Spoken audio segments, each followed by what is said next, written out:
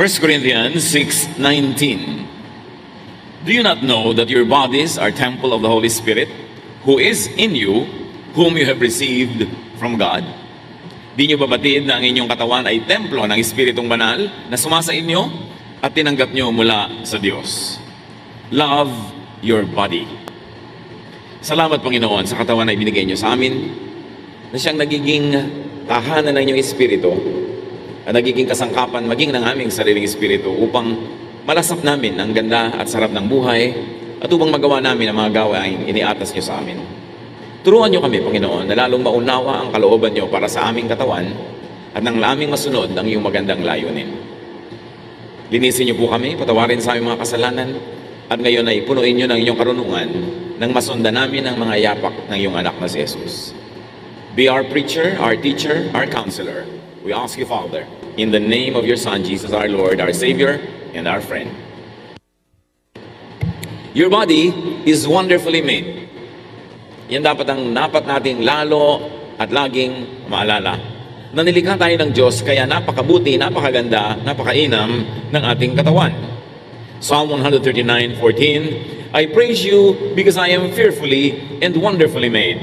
Your works are wonderful, I know that full well.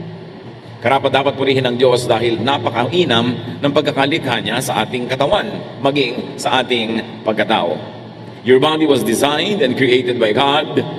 Your body is sustained by God. Diyos ang lumikha at Diyos ang patuloy na nag-aalaga sa katawang ito. Your body is the temple of God's Spirit. Ang templo ng Diyos ay hindi tahanang bato, hindi muog, hindi pader, hindi building, hindi lugar, hindi bundok. Ang templo ng Diyos ay katawan ng tao na sumasamba sa Kanya. Genesis 2:7, Then the Lord God formed a man from the dust of the ground and breathed into his nostrils the breath of life, and the man became a living being. Nagiging banal ang lupang katawan dahil ito'y tinatahanan ng Espiritong nagmula sa Diyos. 1 Corinthians 6:19, Do you not know that your bodies are temples of the Holy Spirit who is in you, whom you have received from God? Isang tanong na may kasamang mariin na pagpapahalaga sa katotohanan na ang katawan ng tao ay mahalaga at ito'y pinapahalagahan maging ng Diyos. Meron tayong dapat laging maalala tungkol sa katawan na ibinigay sa atin ng Diyos, that your body loves you. It is always working to keep you alive. Mahal ka ng iyong katawan. Kahit tulog ka, hindi tumitigil sa pagtiwak ang iyong puso, pumping blood to the outermost parts of your body. Kahit tulog ka, hindi tumitigil sa paghinga ang iyong mga baga. Kapag nasugatan ang iyong katawan, ang iyong dugo ay naaampat, hindi tumitigil ang paglilingkod sa ating katawan. Your blood circulates, bringing nourishment to every part of your body. Kahit hindi mo alam, your hair and your nail grows. Your immune system is always defending you and fighting you against invaders, against infection.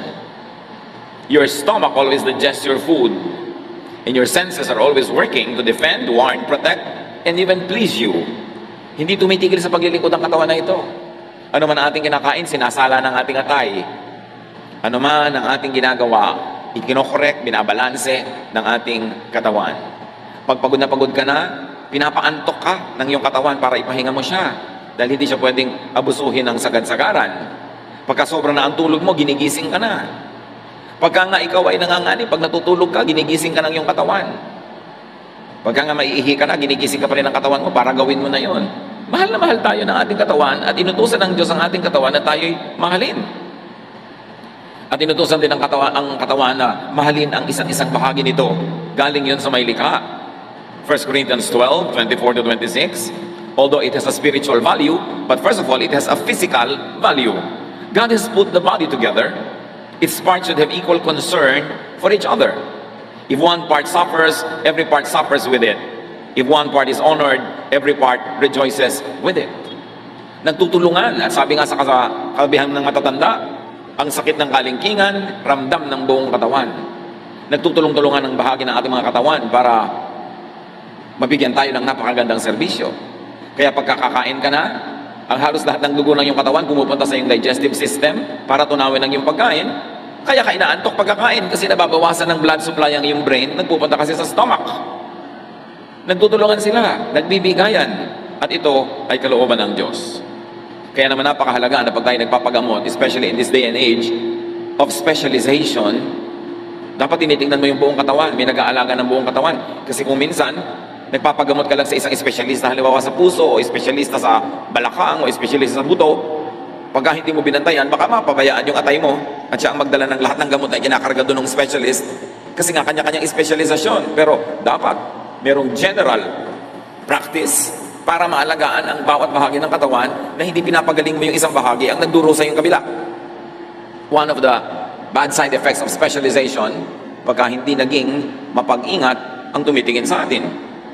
Ephesians 4:16, again another physical reading of an otherwise also a very spiritual reading. Under His control, all the different parts of the body fit together, and the whole body is held together by every joint with which it is provided. So when each separate part works as it should, the whole body grows and builds itself up through love. Of course, it can also refer to the church as a body of believers. But first and foremost, it has a physical meaning. Na pag nagtutulungan ng bawat bahagi ng katawan, ang katawan sa kabuuan ang nakikinabang. Kaya hindi ka dapat magpasarap sa dila mo na kain ka ng masarap na maalat, tapos nagkakaroon ka ng mga bato, nagkakasakit ka at nahirapan yung iyong atay. Pinapasarap mo lang ang iyong bibig, ang iyong panlasa, kakakain ng sobrang tamis, nagdurusa naman ng dugo mo, tumataas ang blood sugar, nagkakaroon ka ng diabetes. Dapat nagtutulungan ang bawat bahagi ng katawan at hindi kinukonsente lang o pinapasarap yung isa lamang at the expense of other parts. Your body heals and restores itself. Wala kang kamalay-malay, yung sugat mo gumagaling. Your body speaks to you about survival, health, and wellness concerns. Kaya may mga balat tayo na sensitive sa lamig o init, binibigyan tayo ng warning, mag-jacket ka, o magpaypay ka, o maligo ka, kasi nahihirapan ang iyong katawan sa extreme temperatures. Napaka-importante na nakikinig tayo sa ating katawan. Pag sobra tayong napapagod, nagpapahiwatig ang katawan, nanlalata, nanlalambot, inaantok tayo, kasi kailangan niya magpahinga. Your body loves you. So love your body back. Keep it alive and healthy. Ang pag-iingat, pag-aalaga sa katawan ay isang uri ng mataas na pagsamba sa Diyos. Dahil kung mahal mo ang Diyos, mamahalin mo ang ibinigay niya. Pag minamahal mo ang ibinigay niya, minamahal mo ang nagbigay. At iyon ay isang uri ng pasalamat, papuri, pagsamba. Keep your body clean. Outside. Sa panglabas muna, napakahalaga na laging malinis ang ating katawan na hindi naman problema ng marami Pilipino. Salamat na lang, nilikha tayo ng Diyos sa ating kultura, likas tayong mahilig maglinis ng katawan. Pero sa mga nakakalimot, dapat itong maalala. 2 Corinthians 7:1, we should stay away from everything that keeps our bodies from being clean. The physical body, and of course the spiritual body. Isaiah 1:16, wash yourselves clean. Dapat malinis lagi, para hindi tayo nasasalakay at nagugupo ng mga mikrobyo. And of course, keep your body clean inside. Sa ating mga Pilipino, karamihan sa atin, wala tayong problema sa paglilinis ng katawan ng panglabas. Pero kailangan nililinis din natin ang loob. Feed your body with healthful foods and drinks. Ligo ka ng ligo, pabango ka ng pabango, ang linis-linis mo, tapos umiinom kang lason. Yung mga kung ano-anong mga sobrang carbonated, sweetened, artificial, chemical drinks. Mga inumin na nagpapanggap na juice. Pag nakita nyo, pineapple drink, hindi yun pineapple juice, kaya nga ang tawag drink. Fake na juice yun. Baka may isang patak na juice at may pakulay, may artificial flavoring, maraming sugar, inom ka ng inom, pinaparumi mo ang loob ng iyong katawan. Inom ka ng inom ng mga sobrang daming asukal, daming kulay, minsan jobos na yata ng sapatos ang nakalagay sa tosino.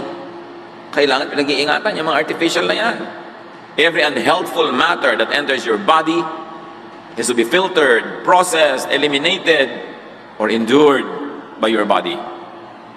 Pag naglagay ka ng masamang timpla sa loob ng iyong katawan, nasarapan kumisan ang iyong lalamunan, pero hirap na hirap yung mga laman loob mo para salain, linisin yon, itapon yung mga dumi, o kaya kung hindi niya maitapon, na hirap yung katawan mo sa pagdurusa at pagtitiis para lang kumisan masyahan ang ating bibig. Gaano katigas ang mga ulo ng pinipigil kumain ng sobrang alat at bagoong, tapos yung parin at yun ang kinakain na para walang naririnig na turo. Pagkatapos, masakit ang ulo, nahihilo, masakit ang katawan, tumitibok ang puso, naatake sa puso, pero ayaw tumigil, kakakain ng pinagbabawal. Pagka dapat hindi nakikinig sa payo, pag nagkasakit, hayaan manigas. Dahil matigas ang ulo, pinahihirapan ang katawan. Bakit dapat laging pagbigyan ng bibig? Napasukan lamang at masarap lamang hanggang bibig, pero pag lumampas na sa lalamunan ng maling pagkain, laso na sa iyong katawan. Daniel 1:8, but Daniel resolved not to defile himself with the royal food and wine. Sila Daniel ay mga panauhin ng hari ng Babylon sa kanyang palasyo. Pinapakain ng mga pagkain ng hari, pero minabuti niyang wag kasi iniisip niya at alam niya at naniniwala siyang makasasama sa kanyang katawan. Kaya tinanggihan niya ang ganung uri ng pagkain. Si Timothy, lagi nilang siraan tiyan. Ang payo sa kanya ni Paul, 1 Timothy 5:23, stop drinking only water. Take a little wine to help your stomach trouble and other illnesses you always have. So sabi, puro tubig lang ang iniinom mo, hindi naman laging malinis. May mga impeksyon, may mga butete, may mga itlog ng lamok. So, tumigil ka muna ng kainom niyan at uminom ka ng bahagyang alak na may alcohol content that can disinfect your body. Nakita niyo ang kabanalan nitong si Pablo, ang payo niya ay hindi dasal, kundi uminom ng gamot. And in that case, lalong-lalo nung araw na hindi pa naman napaka-develop ng pharmaceutical industry, wine was always one of the most available medications that people could have. So, praktikal ang ipinayo, hindi spiritual na huwag kang iinom ng gamot, magdasal ka lang. Si Pablo na yon, sabi niya, uminom ka ng alak para yung sira ng sikmura mo'y mapabuti. Ngayon naman, kung minsan yung sumosobra ka sa pag-inom, kaya nasisira yung stomach. Nagdurusa ang atay, kaya dapat balanse yan. So feed your stomach with good foods and feed your mind with helpful thoughts. Nililinis mo ang labas ng iyong katawan, nililinis mo ang iyong mga lamang loob, ang iyong bodily organs, pero nililinis mo ba ang iyong utak? O pinupuno mo ng takot, pag-aalala, panay ang iyong pag-i-imagine at guni-guni ng mga nakakapagpabalisa, nakakagalit. Pinupuno ba natin ating isip ng inggit, ng pagkamuhi? Lason lahat yan. Lason sa isip na nagbubunga sa sakit ng katawan because it is mind over matter. Faith over the material world. Kung ang pinaniniwalaan at sinusubaybayan ng iyong utak ay takot, hirap, yun ang lalabas sa iyong katawan. Kaya maraming mga sakit na hindi masuri ng x-ray machine o hindi makita ng ultrasound. Kasi spiritual ang pinagmumulan, emotional, mental. Philippians 4:8, keep your minds on whatever is true, pure, right, holy, friendly, and proper. Don't ever stop thinking about what is truly worthwhile and worthy of praise. Ituon ang isip sa mga bagay na mabuti, maganda, banal, tama, nakabubuti para sa iyo, at karapat-dapat. Sabi, huwag kayong tumigil ang kaiisip ng mga bagay na makabuluhan at sukat ipagpuri. Hindi ipagreklamo, ikalungkot, ikainis. Bakit mo pupunuin ang iyong puso ng inis, ng galit? Palalakihin mo yung maliit na bagay. Ang nagdurusa ang presyo ng iyong dugo. Ang nagdurusa yung tibok ng iyong puso, ang iyong pulso, ang iyong katawan. Why make your body suffer? Huwag gawing basurahan ang utak, ang ating isip. Kung ayaw mong gawing basurahan ang iyong kwarto, basurahan ang iyong kusina, mas maingat ka dapat na hindi mo gawing basurahan ang iyong utak. Pag may bubulong-bulong, chichismis-chismis, naninira, nanggagalit, nanunulsol, tanggihan. Bakit yung hahayaan? Natambakan niya ng basura ang laman ng iyong isip. Make your body, move your body. Kailangan ng katawan, gumagalaw. Nilikha tayo ng Diyos na gumalaw. Kaya yung nagbubuntis, nalalaman niyang buntis na siya dahil sisikad-sikad, gugalaw-galaw yung bata doon sa loob. Nandun pa sa loob, gumagalaw na. Dapat ang taong nabubuhay, unless paralyzed siya, ay gumagalaw. At kung mahina ang katawan, gumalaw ayon sa kaya ng katawan sa oras na yon. Because life moves. Ang lahat ng kahuli-huli at kaliit-liitang cells ng mga living things, pag tinignan mo sa microscope, lahat gumagalaw, nagagalawan lahat. There is life in movement. And therefore, do your body a favor, work. Kailangan ng tao nagtatrabaho kasi yung trabaho, exercise din yun. Exodus 20:9-10, you have 6 days when you can do your work. Mahalaga ang magtrabaho. Kumikilos ka sa bahay, gumagawa ka ng maraming bagay para ang katawan kumikilos, lalo itong lumalakas. Psalm 104:23, then we go out to work until the end of the day. Marami mga tao nade-depress kasi hindi nagtatrabaho, walang ginagawa, nalulungkot tuloy, dinadalaw, pinamumugaran ng lungkot dahil walang ginagawa. Kailangan ng tao may ginagawang katawan, and work also affirms our worth. Aside from the fact that work earns for us, work also improves our value. At pagka tumataas ang pagtingin natin sa ating sarili, tumataas ang pagtingin ng iba, lalo naman tayong sumasaya, at pag tayo sumasaya, tayo'y lumulusog. Dapat pasayahin ang sarili. Napatunayan nga ng siyensya, ang mga mas masayang pasyente, mas mabilis gumaling kaysa sa mga malungkot na pasyente. Ang mga masaya na ginagamot, mas mabilis yung katawan nila na tumanggap ng kagalingan mula sa gamot kaysa yung malungkot na ginagamot, halos hindi tablan. Sapagkat pag masaya ka, your immune system becomes strong. And everything else is about your immune system. Ang lahat ng sakit na nagsisikap na pumasok at gumupo sa ating katawan, yung ating immune system ang lumalaban doon. At ang taong mga masayahin, malakas ang immune system, malakas ang naturalesa. Kaya dapat pinapasaya ang sarili. Yung iba naman masaya na nga, pinapalungkot pa. Malungkot na nga, mas pinapalungkot pa. Pag dinadapuan ka ng lungkot, itaboy mo agad. Kailangan pasayahin mo ang iyong sarili. Huwag kang lagi magdramang bukid. Huwag kang lagi mag-isip ng mga sentimiento, mga nakakalungkot, mga pagsisisi, hinanakit, galit, puot. Kasi magkakasakit ka. In fact, sakit na nga yun. Sakit na yun ang utak. At ang sakit ng utak ay napakabilis maghawa sa katawan. Exercise. Sa abot ng iyong kaya, dapat ang tao ay nag-e-exercise. Bago umuso ang mga machine, maraming exercise ang tao. Pero ngayon, lahat na, pati ba naman pagbubukas lang ng TV, paglilipat ng channel, remote na, hindi na tumatayo, hindi na gumagalaw ang tao. Kaya napakaraming mga ginagawa yung katawan na ang ending, tumatamad, nade-depress, humihina. 1 Timothy 4:8, exercise is good for your body. Ang taong maka-Diyos, nag-e-exercise. Sabihin nyo nga sa katabi nyo, with feelings, hindi na dadaan sa dasal lang lagi. Maka-Diyos ka pala, mag-exercise ka. Bahagi yon ng tamang pananampalataya. Ulitin nyo pa.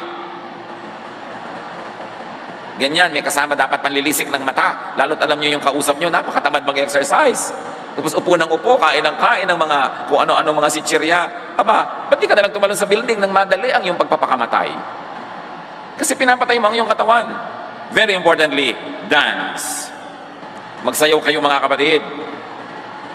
Minasama kasi ng mga relihiyoso yung sayaw nito mga nakaraang huling daang taon. Samantalang nung unang panahon, ang pagsasayaw ay talagang kasama sa pagsamba. Minasama ng mga conservative westerners yan. Hindi ibig sabihin nun, tama sila. Kaugalian lang nila yun. Ecclesiastes 3:1-3. Everything on earth has its own time and its own season. There is time for dancing. Bahagi yun ng isang maka-Diyos na buhay. Kasi ang katawan natin, binigyan ng Diyos ng rhythm. Nakakarinig ka lang nga ng tugtog, napapaganon yung katawan mo dahil sumusunod, nilikha. Ang bata, hindi mo tuturo ang sumayaw. Pag nakarinig ng tugtog, sasayaw. Tapos maraming mga relihiyoso ngayon, bawal sumayaw. Bawal umindak, bawal umugoy-ugoy na ganon. Para sa kanila, pag banal ka, dapat bato ka. Imbento lang nila yon, hindi yun galing sa Diyos. Galing lang yon sa kanilang conservative backgrounds and they're passing it on as spirituality and godliness. No, version lang nila ng spirituality yon at huwag kayong pabulag sa ganong mga ideya.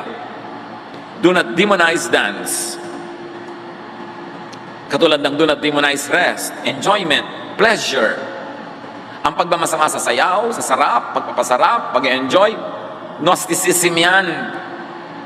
At pag-uusapan natin mamaya yan, napakahirap ispellin at i-pronounce the word na yan. Gnosticism. Sabihin mo nga sa katabi mo. Tandaan nyo yan. Psalm 150 verse 4, praise Him with dancing. Si King David, sumayaw siya before the Ark of the Covenant, before the Lord. Naghubad pa siya ng kanyang robes at ang natira na lang nasuot niya, underwear, habang nagsasayaw siya. Ang kanyang high society wife, na si Michal, tinitingnan siya mula doon sa bintana ng palasyo at napakaliit ng pagtingin ng reyna doon sa hari na nagsasayaw sa publiko na nakahubad. At pag-akyat niya sa palasyo, sabi ng reyna sa kanya, magaling ka? Sasayaw-sayaw ka ba nakahubad sa harap ng karami-raming tao? Sabi ni David sa kanya, hindi ako nagsayaw sa harap ng mga tao. Nagsayaw ako para sa Diyos. At bakit siya naghubad ng kanyang damit? Kasi ang mga slaves, pag nagsasayaw sa harap ng kanilang amo, naguhubad. At si David sa pagsayaw niya sa Diyos, hindi niya itinuring ang sarili niyang hari. Tinanggal niya yung mga damit na nagbibigay sa kanya ng royal distinction, and he took the form of a slave, dancing before the master, before the Lord of Lords. Sabi niya, hindi ako sa harap ng mga tao nagsasayaw. Sumayaw ako para sa Diyos. At alam niyo ang kasunod na verse nun? And Michal remained barren all her life. Naging baog itong si Michal, hindi siya nagkaroon ng supling, hindi siya nagbuntis. Kasunod ng paglait niya sa pagsayaw ni David. Napaka-connected nun. Ikinatuwa ng Diyos ang sayaw ni David pagkatapos nilalait-lait niya yung sayaw. So dance to be lively, dance to be happy, and even dance to heal. Noong unang panahon, marami mga tao, ang pagsasayaw nila ay panalangin nila para gumaling at nagagalingan nga sila. Nauso lang kasi ngayong mga huling taon na ang dasal ay puro sinasabi ng salita, ng bibig. You can dance as prayer. And you can pray by dancing. You can pray by playing music. You can pray by creating beautiful works of art. Maraming paraan ng panalangin, maraming paraan ng pagpupuri sa Diyos, at maraming paraan ng pakikipagniig sa Diyos. Hindi lang sa formal, organized, Western-style worship. Na-franchise kasi ng Western civilization ng Christianity in the last many hundred years. At inimpose nila yung kultura nila at pananaw nila sa pagiging makadiyos. But we've got to go back to ancient practices of spirituality where there's a lot of music, there's a lot of dancing, there's very little intellectual discourse happening during the spiritual experience. Dapat nating ibalik yun sa ating worship, ng ating damdamin, ng ating emosyon kasama sa pag-worship. Dahil yun ang buo nating pagkatao. Kung papagurin ang katawan sa exercise dahil nakakabuti yun, you must balance and give your body rest. Ipinapahinga ang katawan. Madalas mong maririnig sa mga empleyado ngayon, naku, toxic ang work namin. Avoid getting into a toxic mode by planning, by working on time, by not procrastinating, by being organized, para hindi nagiging toxic. Toxic means lason. Kung lagi kang nasa toxic environment, you're killing yourself. Exodus 20 verse 12, work the first 6 days of the week, but rest and relax on the 7th day. Mga workers, mga empleyado, mga estudyante, nagiging toxic ang trabaho nyo kasi madalas you procrastinate. Ipinagpapaliban yung gagawin ngayon, ipinagpapabukas. Yung gagawin this week, ipinagpapa-next week. Kaya samay-samay lahat, nagkakaraming pagka-deadline na. By organized timing, may iwasan yung ganyang mga klaseng trabaho na toxic. Paliban, pamisa-misa na biglaan talaga kailangan. Pero madalas yung mga nagsasabing toxic, kulang sa planning, kulang sa organization, kulang sa pagsisimula sa oras. Importante na nagpapahinga. Ang sobrang napapagod, nade-depress. Tulad ni Elijah, sa pagod, gusto nang mamatay.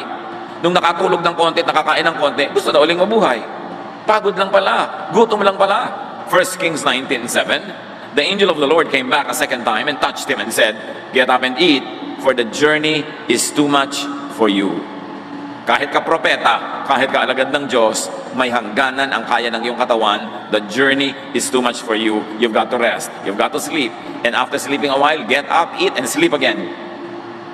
Eh kung yun, super prophet na, tayo pa kaya ng mga karaniwang tao ang hindi mangangailangan ng tamang pahinga.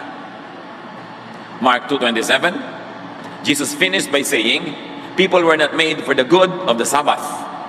The Sabbath was made for the good of people.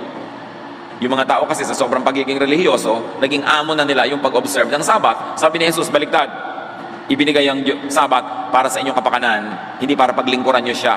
So gawin nyo during the Sabbath kung anong nakakasiya, nakakalugod, at nakakapagpasaya sa inyo.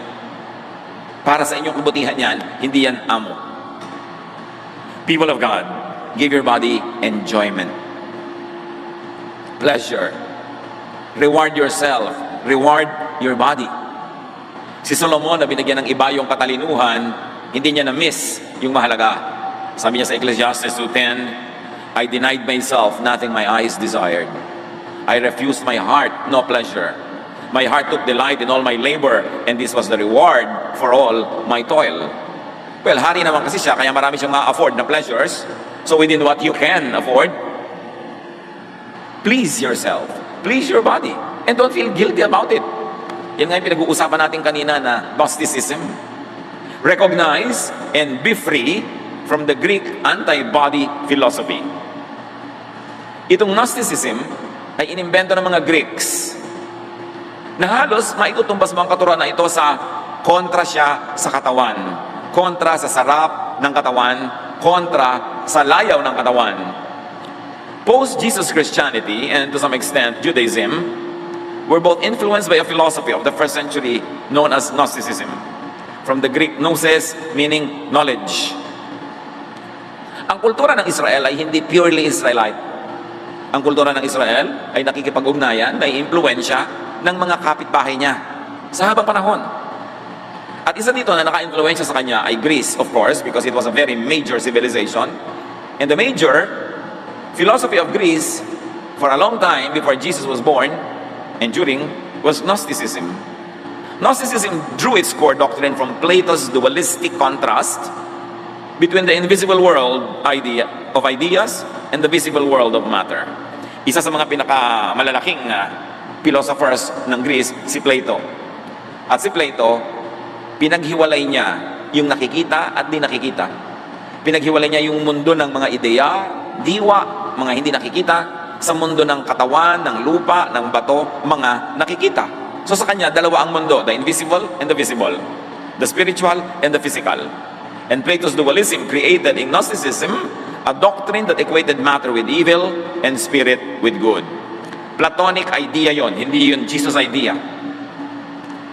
Sa paghihiwalay ni Plato ng mga katotohanan na nakikita at di nakikita, physical at non-physical or spiritual, minasama niya ang physical at minabuti niya yung spiritual. Kay Plato, lahat ng nahihipo, nakikita, nasusukat, may timbang, nayayakap, natatapakan, nasasandalan, lahat ng bagay na material ay masama. At sa kanya, ang mabuti lang ay yung mga bagay na nandun sa daigdig ng isipin, ng ideya, nandun ang espiritu. Pero ideya yun ni Plato, hindi yun ideya ng Diyos. Kaya lang yung ideya na yun naka-impluensya maging sa kultura ng Israel, kaya ito'y pumasok maging sa mga kaugalian ng Israel hanggang sa Israel na inabutan ng Panginoong Jesus. And out of this equation, that spirit is good, matter is bad, came two opposite modes of conduct. Asceticism, the suppression of bodily passions because of their connection with evil matter. So isa yan. Dahil dalawa ang katotohanan, spiritual at material, mabuti at masama, nagkaroon tuloy ng isang uri ng pananalig, yung isa asceticism. Pagsupil, pagpipigil, pagpatay, pagtanggi sa lahat ng gusto ng lupang katawan. At yun ay itinuturing na kabanalan. Galing yun kay Plato, hindi sa Diyos. Linawin nyo yun. And there's another set of beliefs and worldview, libertinism or sensualism. And what is that? The indulgence of bodily passions because of the transience and consequent unimportance of matter. So, kung sa isang banda, merong asceticism, ayaw ng lahat ng sarap ng katawan dahil masama, yung kabaliktaran naman sa kabilang dulo, sensualism. Dahil sa kanila, hindi naman ganun kahalaga ang matter, ang katawan, at ito'y mawawala rin, at pag nawala ito'y tapos na ang buhay, dapat samantalahin mo na habang nabubuhay ka, lasapin mo na lahat ang lalasapin, gawin mo na lahat ang gagawin, lahat ng sarap, angkinin mo na. Yun yung kabilang extreme. At nagbanggaan ng dalawang ideya na ito, dalawang uri ng pananaw, at dalawang grupo ng mga tagasunod ng pananaw na ito. Ito ay malaki ang impluensya sa spiritualidad ng Israel. Kaya hindi naman lahat, pero may mga nagturo at may mga kaugalian sa Israel na binasama ang anumang masarap sa katawan at ginaglamorize ang anumang mahirap. At nagbunga ito sa 2,000 years of Christian history later ng monasticism. Asceticism din yun, yung ayaw kumain, puro ayuno, bawal ang tugtog, bawal sumayaw, bawal masarapan, bawal sumaya, pinaparusahan ng katawan, hinahampas, nilalatigo, nagsusuot ng may mga pantusok na mga sinturon sa kanilang mga binti at hita para sumakit lagi ito, lagi nilang sinusuppress ang feeling, minamasama nila ang sexual desire, minamasama ang desire for food, lahat ng masarap, lahat ng mabuti sa katawan, evil. Asceticism yun. Hindi dapat ganun ang pananaw ng mga Kristiyano. Pero hanggang ngayon, akala ng mga Kristiyano, ang kabanalan ay huwag kumain ng masarap, huwag mag-enjoy sa buhay, huwag tumugtog, huwag mag-party, huwag makilahok, kundi magdusa, magtiis, mag-ayuno, magtimpi, at itanggi ang tunay na darama. Kaya sabi ni Jesus, you hypocrites, ayaw niyong tanggapin ang tunay na darama nyo dahil iniisip nyo masama yun. Of course, hindi rin mabuti yung kabilang extreme na sensualism na puro na lang layaw ang inatupag kahit pa nga gumagawa na ng masama, nagnanakaw na ng layaw, nagnanakaw na ng mga ibang tutusto sa layaw, kabilang masama naman yun. So dapat ang tao may balance. Sabi ni Solomon, a godly man will avoid all extremes. Kahit extremist na asceticism, extremist na sensualism, hindi yun mainam. And this Platonic dualism seeped into certain forms of Judaism and consequently Christianity even today. Kaya ngayon may matatawag ang conservative, super conservative Christians, bawal sumaya. Galing yon sa Greek asceticism, galing yun sa Greek Gnosticism, hindi yun galing sa Diyos, hindi yun galing kay Jesus. You better set the record straight. Kahit yung mga unang Kristiyano, may mga ascetic ang style. May mga subscribe sa Gnosticism because the Gentile church was under the influence of the Greek civilization. Even the community of those under John the Evangelist subscribed to asceticism. Kaya sa Book of John, napakaraming paghihiwalay niya sa spirit, sa matter, sa masama't mabuti, sa liwanag, sa dilim. Maraming ganun si John at ang kanyang mga followers were considered very, very ascetic in their exercise of their Christianity. And soon, this kind of philosophy and belief in the communities led by John the Evangelist would influence later Christians. Later Christians, may influence sila. But Jesus taught and modeled enjoyment. Yan ang hindi na-appreciate ng maraming Christian madalas. In fact, sabihin nyo nga sa katabi nyo ang sagot, ano ang unang himala ni Jesus? Sabihin sa katabi. His first recorded miracle was to turn water into wine. Tama ang sagot? O hindi tama? Hindi niya nilagyan ng ulo yung sardinas, hindi yun ang unang miracle. Ang unang miracle was, ang tubig ginawa niyang alak. Bakit? Wala nang alak, may wedding party, edi uwian na? No, Jesus turned water into wine to extend a wedding party. Yun ang unang-unang himala. You would think na ang unang himala niya dapat nagpalakad ng pilay, nagpagaling na may sakit. No, ang unang himala niya, in-extend niya yung kasiyahan ng isang pagtitipon. Yun palang kitang-kita na kung ano ang tunay na layunin ni Jesus para sa mga tao. And throughout the Gospels, you see Jesus eating and drinking. Matthew 11:19, but the Son of Man goes out around eating and drinking. And you say, that man eats and drinks too much. He is even a friend of tax collectors and sinners. That is the Jesus our Savior, the Son of God, the King of Kings, the Lord of Lords, the Teacher of Teachers. He went around eating and drinking. Bring this Jesus back to Christianity. Kasi inalis siya ng asceticism, inalis siya ng Gnosticism, at pinalitan siya ng conservatism. Matthew 9:14, then John's disciples came and asked him, how is it that we and the Pharisees fast often, but your disciples do not fast? Nakita nyo, siyempre kung anong ginagawa ng master, yun ang ginagawa ng mga tagasunod. At ang mga tagasunod ni Jesus ay nilalait, tinatanong, ba't hindi kayo mahilig mag-ayuno? Bakit kami? Ayuno ng ayuno, tapos kayo, hindi. Then later on, Christians would glorify fasting too much. May gumagaya pa kay Jesus ng 40 days. Hindi naman niya sinabing gayahin siya. At yun lamang ang recorded fast ni Jesus. A very important fast, which happened only because he was in the wilderness and there was nothing to eat. Hindi naman siya nagpasyang magfafast ako ng 40 days. Dinala kasi siya ng Espiritu sa ilang at doon siya ay sinubok. At nagkataon wala naman siya dalang bawang pagkain. Kaya 40 days siya tuloy nag-fast pero hindi sinabing gagawin mo rin yun sa buhay mo dahil hindi naman ikaw si Jesus. Kasi kung kokopyahin mo yun, di ba't di ka nalang papako sa krus?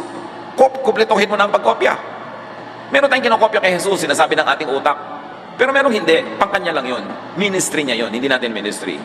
And Jesus is known to rest and to sleep. Kaya nga kahit na may bagyo na at windang-windang na yung kanilang sasakyang pangdagat doon sa gitna ng bagyo, tulog pa rin siya. Mark 4:38, Jesus was in the stern, sleeping on a cushion. The disciples woke him up and said, Teacher, don't you care if we drown? Natutulog si Jesus sa tamang panahon, sa tamang oras, kumakain, nag-enjoy. Ang kauna-unahan niyang public miracle was at a party, a wedding party. The first miracle was to turn water into wine. Do you know that Jesus, or there's another type of Jesus in your mind, na isinaksak doon ng religion, inimbento ng religion, pero hindi yun ang tunay na Jesus of the Gospels. Bring Jesusness back to Christianity. Jesus na nagpapalaya, Jesus na masarap kasama, Jesus na gustong mag-enjoy ka sa buhay, at Jesus na gusto ikay maging mabuti, matuwid, gumawa ng mabuti sa kapwa, at hindi mo ninanakaw sa kapwa ang iyong kaligayahan, pero magpakaligaya ka. Mahalin ang katawan. Nakita natin si Jesus, inalagaan din niya ang kanyang katawan. Fill your lungs with clean air. Pagkatapos alam mo na masama yung usok ng sigarilyo, naninigarilyo ka pa, hindi ka nalang magbaril ng madali. Pagkatapos hindi ka kontentong naninigarilyo ka sa public place, lahat ng taong allergic sa usok, nausukan mo, sa kaligayahan mo, may nagdurusa, kaya ng konsyensya mo yun. Masarapan ka lang, nagdurusa yung katabi mo. Fill your nose with fragrance. Kaya nga ngayon, merong aromatherapy, nakakapagpagaling ang pag-amoy ng mabubuting halimuyak. Fill your ears with music and pleasant sounds. Fill your home with music. Hindi sigawan, murahan, inggitan, selosan, insultuhan. Nakakasakit ng katawan yon pag pumasok na sa tenga. Fill your mouth with nutritious food. Hindi yung kung ano-ano, mabusog na lang kahit na nakakasama sa pangmatagalan. And please your palate with delicious foods. Napakalaking krimen yung hindi ka masarap magluto. Dahil gumamit ka rin ng asin, gumamit ka rin ng kalan, gumamit ka ng gas, gumamit ka ng kawali, gumamit ka ng suka, gumamit ka ng karne. Tapos yung niluto mo hindi masarap. Di ba crime yun? Sayang naman ang ibinigay sa iyong mga gamit galing sa planeta, pagdaan sa iyong pagluluto, hindi masarap. Dapat masarap. Kakain ka rin lang, sarapan na. Pinag-aaralan mo kung paano maggisa ng masarap. Yung tuyong-tuyong-tuyo na yung kamatis sa gisa bago mo ilagay yung igisa mo. Hindi sariwang-sariwa pa yung kamatis, ihuhulog mo na igigisa. Hindi masarap yon. Kailangan pinag-aaralan mo yung style ng pagluluto. Hindi yung bawang mo naging uling na bago mo isusunod yung sibuyas. Kaka-cancer na yon. Dapat correct lang yung pagka-brown. Yung nagpapaksiw ka, hinahalo mo, dapat ang suka, hindi hinahalo hanggang hindi kumukulo para masarap. May art ang pagluluto, binibigyan ka ng Diyos ng mga gamit, tapos wawaldasin mo, hindi masarap ang luto mo. It's a crime. Please your eyes with beautiful vistas. Dapat inaayos natin yan hanggang kaya ng ating bulsa, kaya ng ating lakas, inaayos mo yung bahay mo. Hindi yung kama mo abstract dahil nandun yung kawali, nandun yung hangir, nandun yung sapatos, nandun lahat. Ang gulo-gulo. And please your skin with nourishing sensations. Kung minsan yung kumot mo, hindi natatabla ng apoy sa dumi.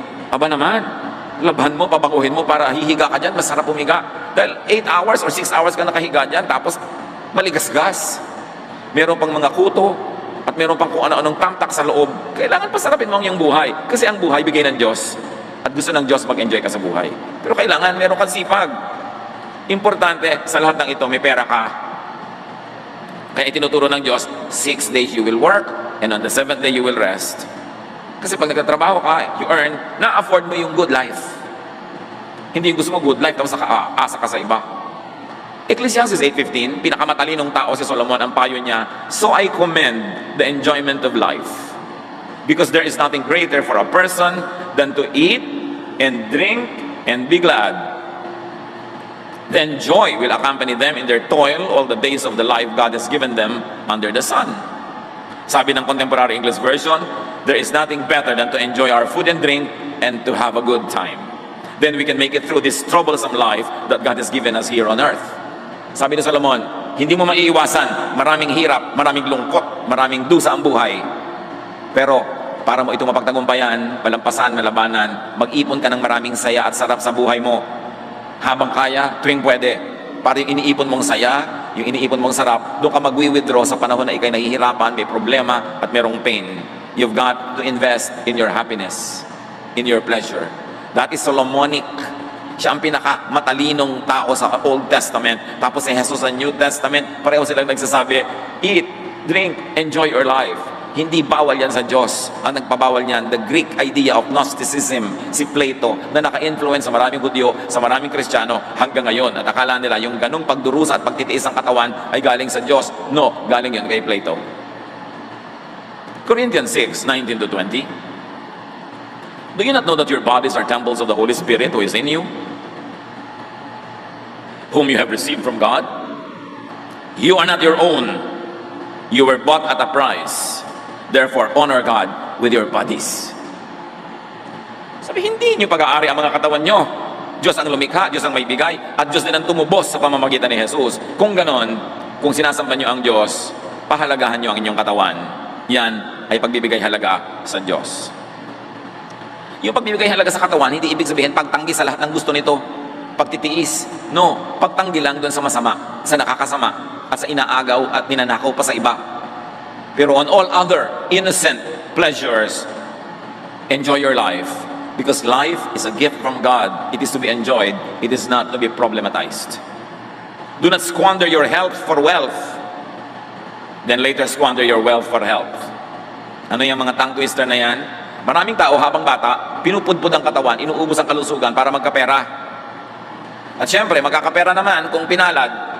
Pero may sakit naman, nagdusa ang katawan, kaya later uubusin mo rin lahat ng pera mo para ka lang magpagamot. Sayang. Dapat hindi mo pinapatay ang katawan para lang magkapera. Magkapera ka pero sa tama at balansing paraan, hindi yung sobrang pagtitiis, pagdurusa. Napakaraming mga halimbawa, mga nagtatrabaho sa ibang bansa, ang tagal-tagal nandun pagkatapos kakasakit. Pag uwi dito may sakit na, hindi na ma-enjoy ang inipon. Kasi araw-araw kinakain delata, nagtitipid para maipadala lahat sa Pilipinas. Hindi na nakakain ng sariwang gulay, sariwang prutas, puro delata. May bunga yon sa katawan. Kaya dapat huwag kang sobrang magtipid. Mag-enjoy ka rin, magtipid ka ng konti, mag-enjoy ka ng konti, sabay. Hindi puro, saka na ako mag-enjoy, puro pagtitipid. Nakakatiyak ka ba, nakahaba ang iyong buhay para magkaroon ka ng oras mag-enjoy? Hindi naman tayo nakakatiyak kung gaano kahaba ang buhay. Kaya dapat everyday may konting bakasyon ka, may konting treat to yourself, para kung namatay ka bukas, wala kang pagsisihan. Every week mo konting bakasyon ka, may konting enjoyment, para kung next week di ka na umabot, wala ka din pagsisisihan. Every month, may konting bakasyon ka, may konting fun. Hindi yung puro hirap ng ilang taon tapos ilalagay mo lahat yung enjoyment mo sa dulo. Kung wala ka na doon sa dulo, dilugi ka. Kaya mahalaga, nag-enjoy, nagtatrabaho. 6 days you work, on the 7th day you enjoy, you rest, then you work, and then you rest. Hindi 10 years of work at saka nila magbabakasyon. Walang ganun. Hindi yun mabuti para sa ating katawan. Do not poison your body with unhealthful foods and drinks. At magdahan-dahan sa pag-inom ng mga gamot, lalo yung nabibili over the counter. Konting sakit ng ulo, gamot. Konting sakit ng bewang, gamot. Hindi mo alam ang mga side effects niyan. Kung makakayanan mong ipahinga na lang, itulog yan, ikain ng masarap para mawala. Pero lagi na lang gamot. Siyempre, gusto naman ng pharmaceutical industry yan. Pagkatapos mamaya, may mga side effect pala, tinutubuan ka na ng payong sa likod na ayaw naman bumuka. Mabuti sana kung bumubuka yung payong. So kung ano na nangyari sa'yo, dahil ang konting sakit ng ulo, puro gamot. Meron naman mga doktor, walang gawak di reseta. Siyempre, dahil pag reseta sila ng reseta, natutuwa sa kanila yung drug company. Ingat ka rin ang ingat, hindi lahat ng dire-reseta, lulun ka ng lulun. Suriin mo rin, mag-aral ka. At kung may natural na paraan ng paggaling, lalong mabuti yun. Hindi yung may side effect. Do not weaken your body with lack of movement and exercise. At mga kapatid, I'd like to end with this. Kahit anong gawin mo, 90% darating ang panahon magkakasakit ka, magkakaroon ng pain, kailangan handa ka doon. Magtrabaho, kumita, mag-ipon, bumili ng matino at reliable na health insurance, hospitalization insurance, para kung magkasakit ka, may pampagamot ka naman. Hindi yung ang napakasakit sa lahat ay yung bulsa ang nasaktan dahil hirap na hirap ka. Pinapayuhan ka pa ng 3 araw sa ospital, gusto mo nang lumabas kasi wala ka ibayad. Hindi naman surprise Hindi pa ba nangyari sa mga lolo natin yan, sa mga magulang natin, nagkakasakit sila at wala silang paghahanda? Tapos iaasa mo sa iba ang iyong pagpapagaling, halos ipalimos mo ang iyong pagpapagamot, o kaya kung wala, magdusa ka mahirapan. Gusto nyo ba mangyari sa mga sarili nyo yun? Meron ba kayong preparation for times of sickness? Are you covered with health insurance? O kung hindi, meron ba kayong malaking savings? Huwag namang mangyari kahit kanino, pero meron nagkakaroon ng cancer. Dapat naman may pambili ka man lang ng morphine para kung mamamatay ka man lang, namatay kang nakangiti, kesa nakasimangot. Pagka hindi na talaga magamot ang sakit, pain management is important and it is costly. Kailangan, meron kang inihahanda na kung sakasakali, huwag naman, nadapuan ka ng ganito, may pambili ka man lang ng pampamanhid ng sakit. Kung hindi ka man mapagaling nun, mabawasan ang kirot. Hindi surprise ang mga ganyan sa buhay. We are surrounded by so many people who suffer this kind of situation. Prepare. Kailangan may itinatanim ka para meron kang aanihin. Pag may isinuksok, may mabubunot. Sabi ng matatanda, pag may tiyaga, may nilaga. Spare your body from pain, but prepare for possible pain. Earn, save, have a coverage. And one more thing. You could be surrounded by people who are suffering. Maring asawa mo, nanay mo, kapatid mo, anak mo, kapitbahay, kaibigan, ay may dinaramdam, may sakit. Be sensitive. Be kind. And be helpful to those in comfort, in discomfort rather, to those in pain. Be charitable.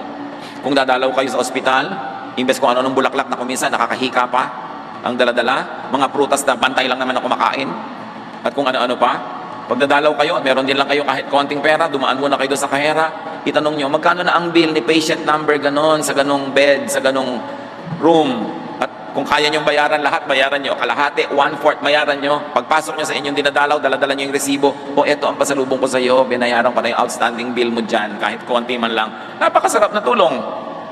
Kasi ang taong may sakit at walang pera ay talagang umaasa na lang sa kawang gawa at sa pag-ibig ng kapwa. So tulungan natin ating kapwa. You might be surrounded by people who are in pain. Sacrifice a little bit. May party ka, ang budget mo 100,000, pero may kamag-anak kang merong sakit. O gawin mo na lang 70,000 yung party mo, ibigay mo sa kanya yung 30. Mano ba naman yun? Bawasan mo na lang yung mga ribbon ng damit mo dahil ang dami naman. So pwedeng konti na lang, i-donate mo naman sa may kailangan. Napaka-importante mga kapatid. Dahil sa pakikiramay natin sa pagdurusa ng iba, bisa din natin alam, naliligtas pala tayo sa ganung mga pagdurusa rin. Panginoon naming Diyos, turuan niyo po kami na mahalin ang aming katawan, pati katawan ng aming kapwa. Turuan niyo kami na bigyan ng halaga ang aming kalusugan, at maghanda rin kami sa mga posibilidad na magkasakit kami. Teach us to be practical, teach us to be wise. At habang may panahon, may oras at pagkakataon at kakayanan, turuan niyo kami to enjoy life, to be kind to our bodies, to treat our bodies to pleasure, to happiness, to rest, to comfort, while we also drive our bodies to work, and to work well, and to work hard. Pagbulay-bulayan natin mga kapatid ang mga katuruang ito, mahal ng Diyos ang ating katawan, dapat din nating mahalin. Pagsisihan sa harap ng Panginoon ang mga pagkukulang natin sa ating mga katawan, lalo sa pag-aabuso natin at pagkukulang sa katawan ng kapwa na under our influence. Lord, as your people keep silent for a while, finish this message for each one of us. Give us practical application.